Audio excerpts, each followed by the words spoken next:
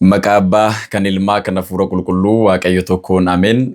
Saba Waaqayyoo kan taatan ijoolleen Waaqayyoo hundumti keessan lafa jirtanitti nageenyii fi eegumsi Waaqayyoo hunda keenya wajjiniin haa ta'u. Akka eeyyama Waaqayyoo guyyaa har'aa eenyummaa Kiristoos irratti kan hundaa'e barumsa keenya walitti fufinsaan kennamaa kan jiru. Kiristoos fayyisaadha kan jedhuun immoo har'a ni baranna. Isa barannu kana qalbeeffachuu akka dandeenyu, hubachuu akka dandeenyu. Kiristiyaanummaan immoo ittiin jiraachuudha waan ta'eef jiraachuu akka dandeenyu Waaqayyo Gooftaan hunda keenya nu haa gargaaru. Gooftaan keenya fayyisaan keenya Yesuus Kiristoos eenyummaan isaa daqiiqaa muraasa kana keessatti haasa'amee kan xumuramu miti. Garuu immoo walitti fufinsaan ragaa muraasa argachuudhaaf akkasumas immoo kitaabni qulqulluu maal jedha? Manni kiristiyaanaa keenya Ortodoks Tawaahidoo maal jettee barsiisti? Abbootiin keenya maal jedhanii nu barsiisaa turanii kan jedhu waanuma muraasa hubachuudhaaf barumsa kana kan eegalle. Barumsa kanaan dura jiru keessatti Kiristoos Waaqayyoodha, Kiristoos beenyaadha, Kiristoos gooftaadha, Kiristoos hangafa luubotaatii kan jedhu kanaan dura bal'inaan ilaalleerraa Waaqayyo ta'uu isaa, beenyaa ta'uu isaa, gooftaa gooftotaa, mootii moototaa ta'uu isaa, hangafa luubotaa ta'uu isaa barnoota kanaan dura turan keessatti ilaalleerraa. Guyyaa har'aa immoo gooftaa fi fayyisaan keenya Yesuus Kiristoos fayyisaa ta'uu isaa kan itti barannudha. Manni kiristiyaanaa keenya Ortodoks Tawaahidoon gooftaa keenya fayyisaa keenya Yesuus Kiristoos yeroo waamtu maal jettee waamti? Gooftaa fi fayyisaa keenya Yesuus Kiristoos jechuudhaan ni waamna. Gooftaa ta'uu isaa yeroo hunda maqaa isaa yeroo waamnu ragaa ni baana. Akkasumas immoo fayyisaa ta'uu isaa, qoricha ta'uu isaa maqaa kana yeroo waamnu ragaa ni taana jechuudha. Maaliifini nuti lafuma kaane Yesuus jennee waamnu akkasumas immoo Kiristoos qofa jennee waamnu gooftaa fi fayyisaa keenya Yesuus Kiristoos jechuudhaan waamna. Inni gooftaadha eeyyen, inni fayyisaadha eeyyen.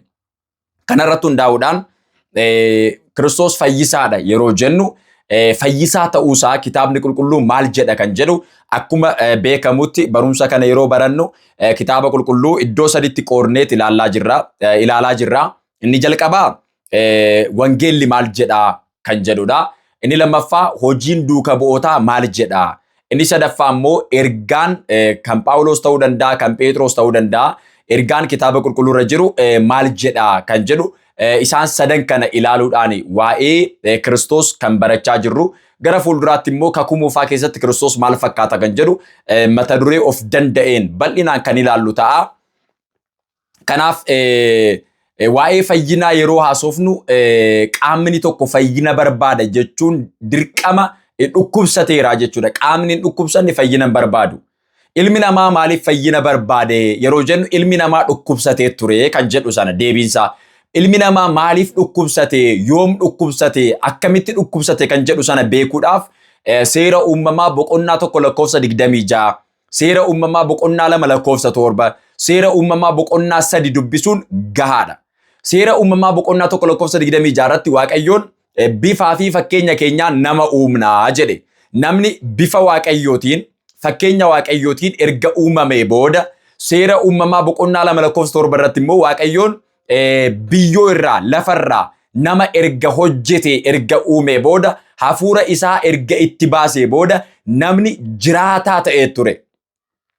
Nama jiraataa ta'e kana eeyyama Waaqayyootiin uumameet kennaan Waaqayyoo isaaf baay'ateet Waaqayyoon kennaa isaatiin eeyyama isaatiin nama kana qulqulluu taasisee nama kana aangoo kenneefi nama kana ilma isaa mucaa isaa taasiseet aangoo kanaan bifaa fi fakkeenya isaatiin Waaqayyoon erga nama uumee booda namni kun biyya gannata jedhamtu keessa akka jiraatu, biyya sana akka eegu, biyya sana akka kunuunsu Waaqayyoon erga isaa ajajee booda namni eeyyama isaatiin Waaqayyoo irraa adda ba'eet kennaan isaa isa irraa mulqameet inni jalqaba nagaadhaan jiraachaa ture sun amma nagaa dhabeet.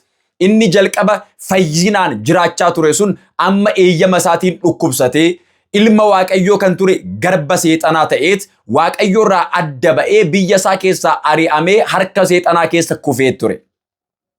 Kanaaf qaamni kun mucummaa isaa erga dhabee booda, kabaja isaa erga dhabee booda, ulfina isaa erga dhabee booda, Waaqayyoo wajjiniin erga gargar ba'ee booda qaamni kun fayyina barbaachaa ture. fayyina kana argachuudhaaf immoo hin dandeenye. Kanarraa kan ka'e Waaqayyoon akkas jedheet ilma namaatiif waadaa gale.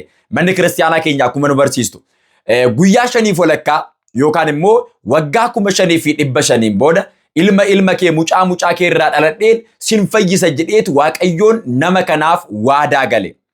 Namni kunis waadaa kana abdiidhaan eegaa waggaa 5,500 ture. Waaqayyoon waadaa sana kabajeet nama ta'ee mul'ateera. Kanaafidha Isaayyaas boqonnaa 43 lakkoofsa 1 irratti kan fayyisu Waaqayyoodha jedhamee kan barreeffame. Fayyisaan Waaqayyoodha. Kana jechuun maal jechuudha? Fayyina bara baraa kennuu kan danda'u, aangoo bara baraa kennuu kan danda'u, nama kana bara baraan fayyisee kan isaa taasisuu kan danda'u qaamni tokko kakuu moofaa keessatti waan hin argamneef Waaqayyoon nama ta'ee mul'ateera jechuudha. Isa kana wangeelli maal jedha kan jedhu yaa ilaallu. Jalqaba wangeela qulqulluu Maatiyos boqonnaa 1 lakkoofsa 21 irratti angafa ergamootaa kan ta'e qulqulluun Gabri'eel Yoosefiif yeroo misiraachoo kana dubbatu yeroo itti himu Yoosef durbee qulqulleettii Maaramiin akka ulfoofte erga argee booda dhoksaan ishee dhiisuu barbaadee ture.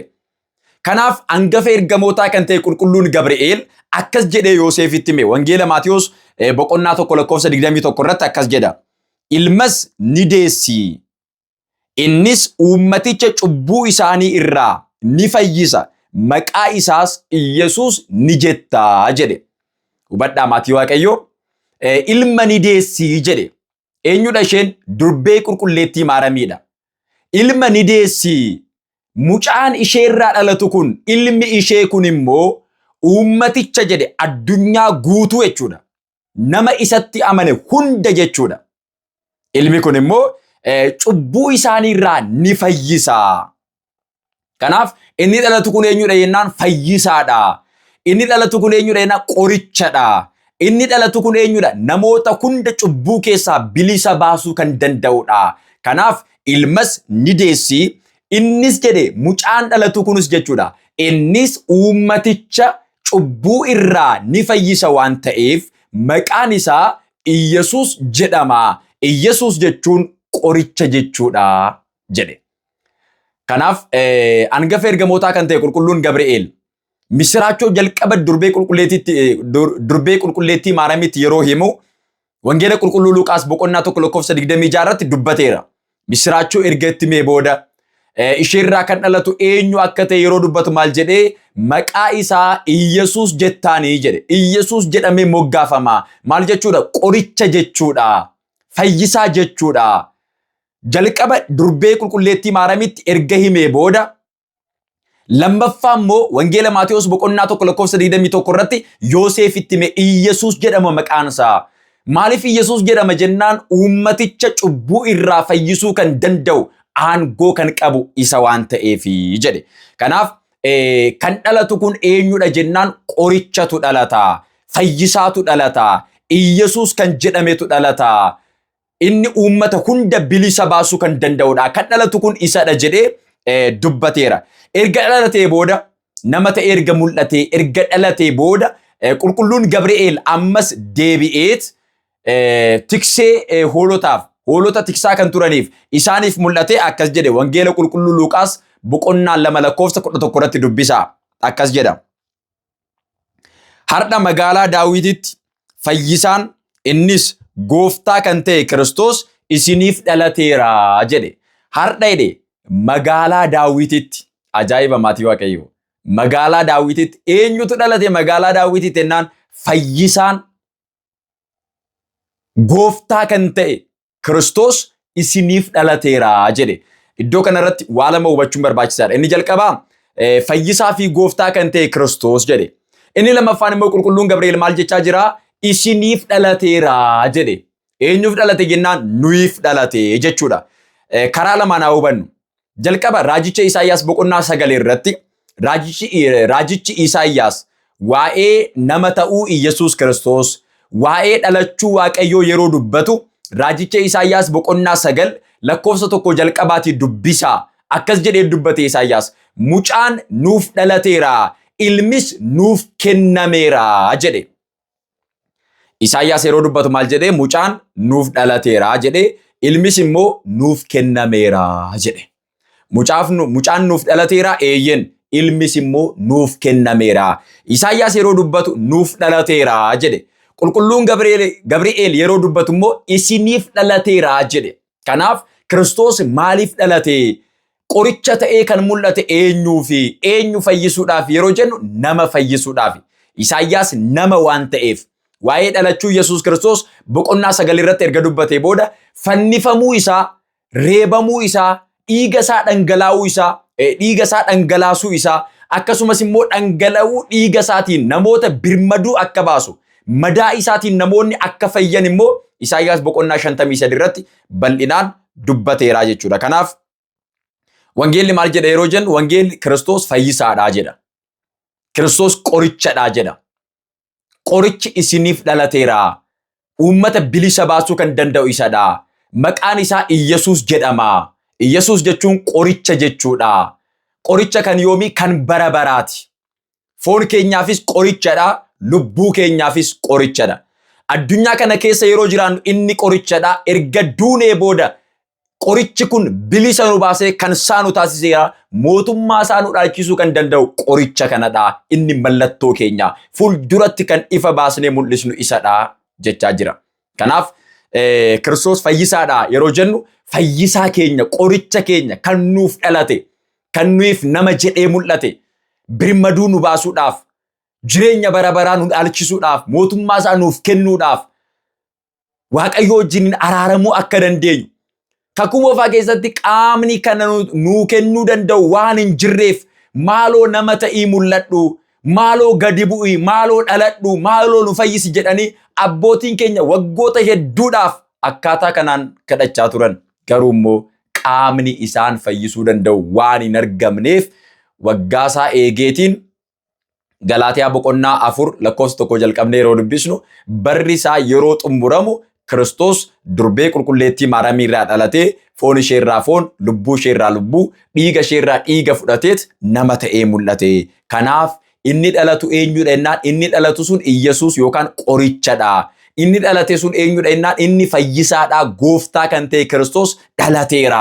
Eenyuuf dhalate? Isiniif dhalateera jedhee qulqulluun Gabri'eel akkuma dubbate kitaabni isuma kana ragaa ba'aa jechuudha. Hojiin duuka bootaa maal jedha? Kiristoos fayyisaadha yeroo jennu wangeelli akkana jedha erga jennee hojiin duuka bootaa maal jedha? Akkas jedha. Hojii duuka bootaa boqonnaa 4 lakkoofsa 12 irratti akkas jedha. Fayyinni kan biraa eenyuunuu hin jiru. Fayyinni kan ittiin nuuf ta'u namootaaf maqaan kenname samii gaditti kan biraa hin jiru jedha. Jecha kana kan dubbate qulqulluu Phexrosidha. Qulqulluun Phexros hojii duuka bootaa boqonnaa 4 lakkoofsa 12 irratti jecha kana dubbateera. Maal jedhee dubbate? Fayyinni kan biraa eenyuunuu hin jiru jedha. Namoonni tokko jecha kana erga dubbisanii booda ani Iyyesuus fayyisaa ta'uusaa beekeera. Kanaafan caqasuma kana dubbiseen gaafuma kana gooftaan naa ifee amantaa koo jijjiiree jedhanii kanaasaan jiru. Inni kun soba guddaadha. Manni kiristaanaa keenya waa'ee gooftaa fi fayyisaa keenya Iyyesuus Kiristoos sirriitti barsiisti. Qoricha ta'uusaa, fayyisaa ta'uusaa, beenyaa ta'uu isaa, hangafa lubotaa ta'uu isaa, gooftaa ta'uu isaa, waaqa waaqotaa ta'uu isaa, inni jiraataa bara baraa ta'uu isaa manni kiristaanaa keenya bal'inaan nu barsiisti. Nu barsiisti manni kiristaanaa keenya. Kanaaf qulqulluun Phexros maal jedhe? Fayyinni kan biraa eenyuunuu hin jiru. Fayyina isa kam? Fayyina kan bara baraa. Isa mootummaa Waaqayyoo dhaalchisuu danda'u. Isa ibidda keessaa bilisa baasuu danda'u. Isa Waaqayyoo wajjiniin nu araarsuu danda'u. Fayyinni kan biraa eenyuunuu hin jiru. Dhugaadha kakuu moofaa keessatti eenyuunuu hin turre. Eenyuunuu hin turre. Abbootiin keenya waa baay'ee godhaniiru garuu fayyina bara baraa argachuu hin dandeenye. Abbootiin keenya qajeelummaadhaan jiraataniiru garuu fayyina bara baraa argachuu hin dandeenye. Eessatti? Kakuu moofaa keessatti. Bara isa darbe sana keessatti. Dhiiga hoolaa dhiyeessaniiru fayyina bara baraa argachuu hin dandeenye. Guugee aarsaa taasisanii dhiyeessaniiru fayyina bara baraa argachuu hin dandeenye. kan akka Abrahaam faa ilma isaa tokkicha gara tulluu Mooriyaamitti qabatee ba'eeraa fayyina bara baraa argachuu hin dandeenye.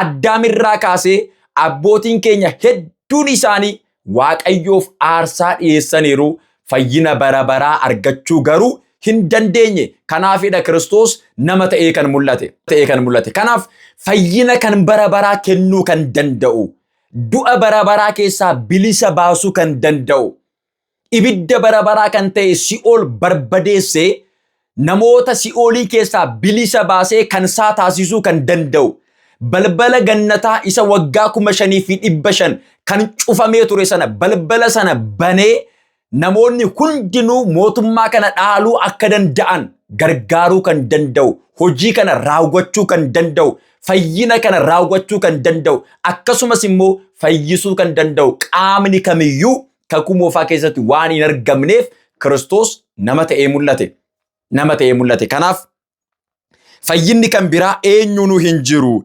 Fayyinni kan ittiin nuuf ta'u namootaaf maqaan kenname samii gaditti kan biraa hin jiru jedha. Namootaaf maqaan kenname kan biraa hin jiru. Eessaa gaditti? Samii gaditti. Maqaa tokkotu jira. Maqaan kun eenyudha? Iyyesuus jedhama. Samiidhaa gaditti maqaa tokkotu jira. Maqaan kun eenyu jedhama? Iyyesuus jedhama. Maqaa kanaan fayyina bara baraa arganneerra. Maqaa kanaan bilisummaa arganneerra. Maqaa kanaan dukkana keessaa gara ifatti baaneerra. Maqaa kanaan immimmaan keenya nurraa haqameet mootummaa Waaqayyoo arganneerra. Maqaa kanaan gammachuu arganneerra. Maqaa kanaan fayyineerra. Maqaa kanaan Waaqayyoo wajjiniin araaramneerra. Maqaa kanaan ibidda keessaa bilisa baaneerra.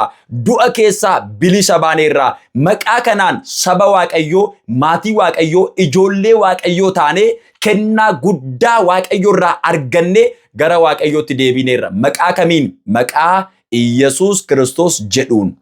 Maqaa Iyyesuus Kiristoos jedhuun. Kanaaf maqaan kenname samiidhaa gaditti kan biraan jiru fayyina bara baraa kennuu kan danda'u, mootummaa bara baraa dhaalchisuu kan danda'u, jireenya bara baraa argamsiisuu kan danda'u, hundee jireenyaa kan ta'e, bu'uura jireenyaa kan ta'e, cubbuu keessaa bilisa baasee, garbummaa keessaa bilisa baasee, harka seexanaa keessaa bilisa baasee, dukkana keessaa bilisa baasee, maatii isaa, saba isaa, ijoollee isaa taasisuu kan danda'u maqaan biraa kakuu moofaa keessa hin turre maqaa tokkotu jira. Innis Iyyesuus jedhama. Ilma dubree qulqulleettii maaramii kan ta'e. Inni Iyyesuus Kiristoos jedhama. Beetalihemitti dhalate Naaziriititti kan guddate. Inni Iyyesuus Kiristoos jedhama. Maqaa kanatti yoo amantan malee boqonnaa argachuu hin dandeessanii. Tasgabbii argachuu hin dandeessanii. Fayyina argachuu hin dandeessanii. Jireenya bara baraa argachuu hin dandeessanii. Waaqayyoo wajjin araaramuu hin dandeessanii. Maqaa biraa hin eeginaa jechaa jira qulqulluun Phexros. Jecha kana hubadhaa. Sabni Israa'el maqaa biraa eegaa jiru. Kiristoos ni dhalataa, erga dhalatee booda nu fayyisa jedhanii Kiristoos kan biraa eegaa jiru. Qulqulluun Phexros kan biraa hin eeginaa. Iyyesuus kan jedhamu inni Kiristoosidha.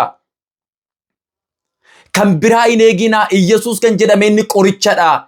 Kan biraa hin eeginaa. Durbee qulqulleettii maaramiirraa kan dhalate, Naaziriititti kan guddate, kan fannistan sun inni fannifame sun isiniif jedhee fannifame qoricha keessanii. Kanaaf isatti amanaatii fayyaa jechaa jira.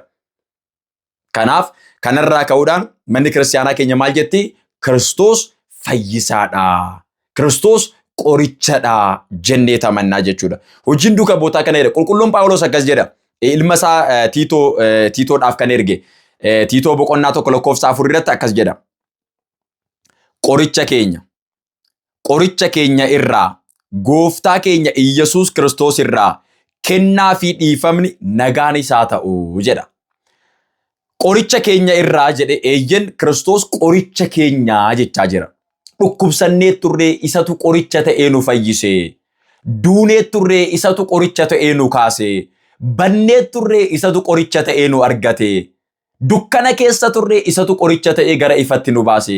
Kanaaf qoricha keenya kan ta'e Kiristoos irraa kennaa fi dhiifamni nagaanis isiniif haa ta'u. Namoonni nagaa barbaadan Kiristoositti amanaa.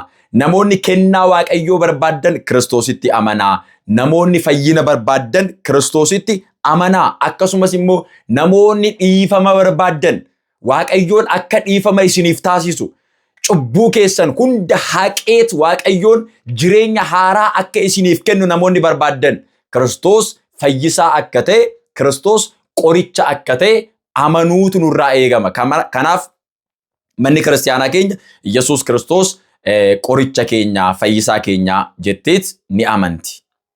Kan baranne kana laphee keenya keessatti galmeeffannee ittiin jiraachuu akka dandeenyu Waaqayyo Gooftaan hunda keenya nu haa gargaaru. Nagaan tura.